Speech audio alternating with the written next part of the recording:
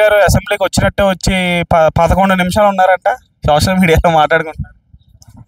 ఏందంటే ప్రజలు ఇప్పుడు గుర్తుకొచ్చిండ్రా, లేకపోతే నా ఎమ్మెల్యేలని అరెస్ట్ చేస్తుండ్రా, ఎందు గురించి మమ్మల్ని ఇంత హింస పెడుతున్నారు, రేపు నా పేరు గిట ఉందా ఏందని భయంతో వచ్చి స్క్రిప్ట్ రాసుకోలేదు. మెయిన్ ఏంటంటే స్క్రిప్ట్ రాసుకోలేదు, డైలాగ్స్ ఎవరికి ఏవి కొట్టాలనో అవి కొన్ని మర్చిపోయిండు.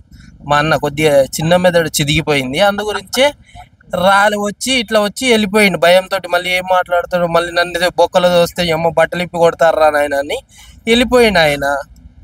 స్క్రిప్ట్ సరిగ్గా రాసుకోలేదు, కొన్ని మిస్ అయిపోయినాయి, చిన్న మెదడు చితికిపోయింది కాబట్టి వెళ్ళిపోయిండు.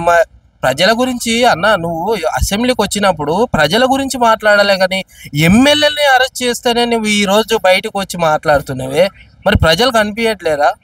మొన్న మిర్చి రైతులు ధర్నా చేస్తున్నాని వెళ్ళిండు, ఏమైందన్న?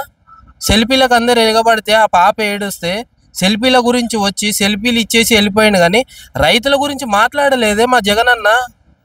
అస్సలు మాట్లాడట్లేడు.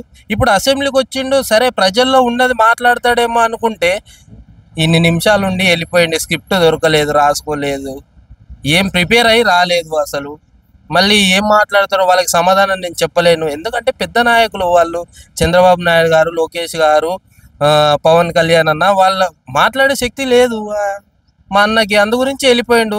నెక్స్ట్ ఈసారి ప్రిపేర్ అయ్యి స్క్రిప్ట్ రాసుకొని మంచిగా గట్టిగా ఎట్లెట్లా మాట్లాడాలి ప్రాక్టీస్ చేసి ఇంట్లో ఇప్పుడు బయటకు వస్తాడు, అసెంబ్లీకి మళ్ళీ రావాలని అనుకుంటుండు. సో స్క్రిప్ట్ అయింది కాబట్టి వెళ్ళిపోయిండు.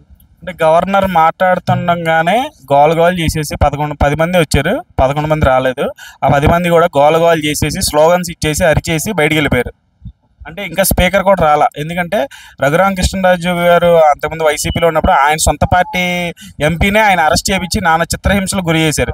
ఈరోజు ఆయన టీడీపీ పార్టీ కూటమిలో ఉండి ఆయన ఒక స్పీకర్గా ఎన్నుకున్నారు ఆయన్ని. సో ఆయన్ని ఫేస్ చేయలేకే భయపడి, అలాగే ఇంకా చాలామందిని చాలా మాటలు పవన్ కళ్యాణ్ గారిని కూడా వీళ్ళందరినీ ఫేస్ చేయలేకే హాజరేసేసి వెళ్ళిపోయాడు. అవునన్న, హాజరు వేయించుకోవడానికి వచ్చిండు, హాజరు వేసుకున్నాడు, వెళ్ళిపోయిండు. ఈ ముగ్గురితోటి మాట్లాడే శక్తి మా అన్నకు లేదు, మా జగన్ అన్నకు లేదు, అందు గురించి వెళ్ళిపోయిండు ఇంటికి.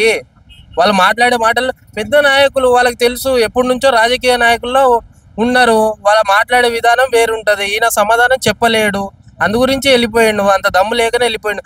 గట్టి పార్టీ మోడీ గారితో బాగా అనుబంధం ఉన్న పార్టీ ఇప్పుడు కేంద్రం నుంచి బాగా గట్టిగా ఉన్నారు. నా పార్టీ మళ్ళీ ప్రజల్లోకి వస్తుందా రాదా అని భయంతో ఈరోజు బయటకు వచ్చిండు, మళ్ళీ వెళ్ళిపోయిండు. ఇంకా రాదని అనుకున్నాడు.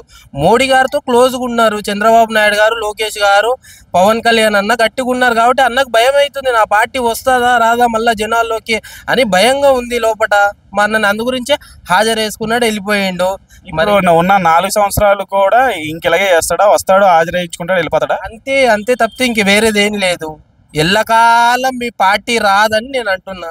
జగనన్న పార్టీ ఎల్లకాలం రాదు, నిజంగా చెప్తున్నా. మోడీ గారు అక్కడ గట్టిగా ఉన్నారు, మోడీ గారితో చంద్రబాబు నాయుడుకి అనుబంధం బాగా ఉంది, క్లోజ్గా ఉంటున్నారు. ఇప్పుడు మా అన్నకు భయం అవుతుంది, మా జగనన్నకి ఏం చేయాలో అర్థం అవ్వట్లేదు, అందు గురించే హాజరు వేసుకుంటుండే వెళ్ళిపోతుండే. ఇంకా రాదని అయిపోయింది, ఈ పార్టీ రాదు. ఇంకా 5 ఏళ్ళలో నీ ప్రజాపాలన చూసిండు కదా, నీ పాలన ఎట్లా ఉందో 5 ఏళ్ళలోనే జనాలు ఓడగొట్టిందంటే ఇంకా అర్థం చేసుకోవాలి నువ్వేం చేయలేదని ఇక్కడ. సో అది థ్యాంక్ యూ.